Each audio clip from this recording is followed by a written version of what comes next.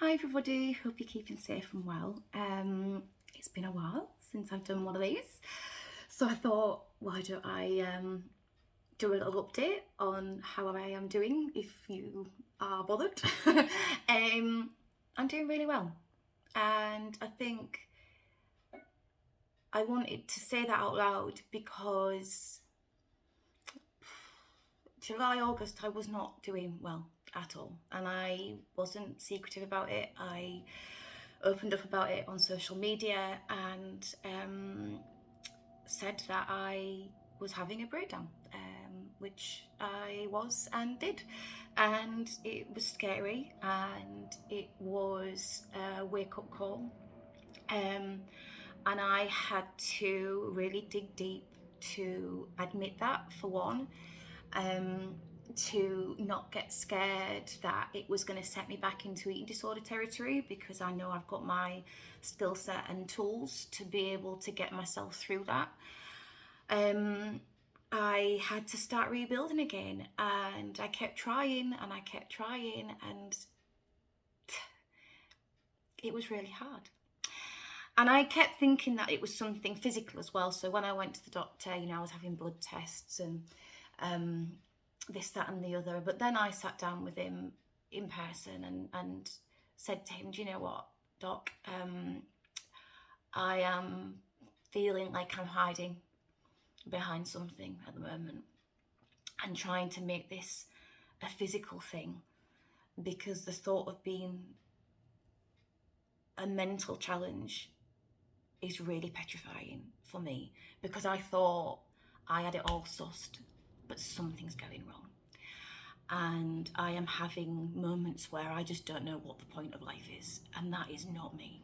I am calling my mum and dad up in absolute floods of tears, saying I don't know why I'm here.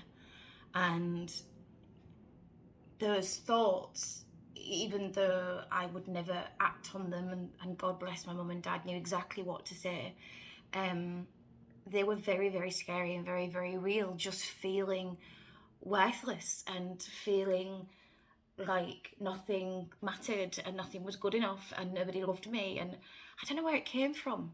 And I've said this before, it hit me like a ton of bricks, but I could not get out of it, even with all of my, skill sets and toolboxes and all the motivational stuff that I talk about. And it came to a point where the doctor said, have you thought about antidepressants? And I had, and I'd spoken with mum and dad at length about this, and I was adamant that I didn't want to go on antidepressants because I'd been there, I'd done that, I'd come off them like 15 years ago, maybe 15 years ago, and that chapter in my life was done. But actually, when the doctor sat down with me and he said, look, he said, why don't we try them on a really mild dose? And if nothing changes in 4 weeks, then process of elimination, we know that something physical is going on.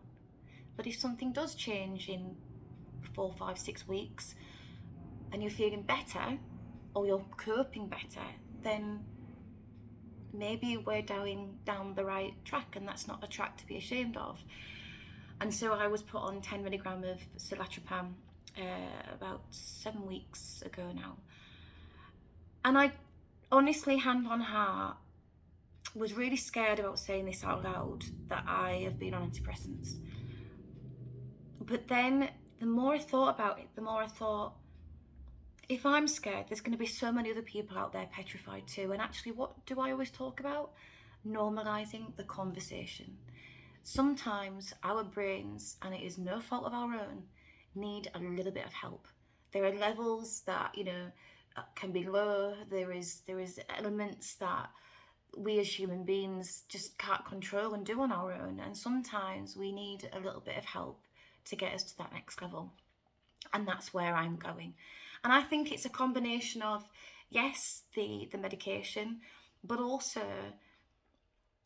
being accountable for what I needed to do to get to the next step, even if part of that was admitting that I needed to take antidepressants or some mood lifters or whatever you want to call it. And I feel really proud of that, actually, really proud. And bit by bit and taking it step by step, I've also been able to start addressing other areas of my life that were impacting me in a negative way.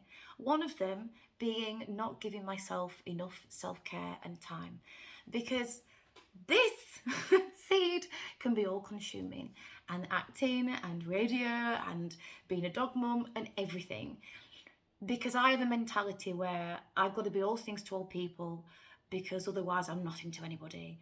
And that mentality is what got me to that breakdown.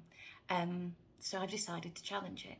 And actually what makes me the best person I can be is by being the best person to myself, because otherwise, if I've got nothing to give, I can't give anything to anybody anyway. So I'm starting to give myself more. I am giving myself time. I am giving myself credit.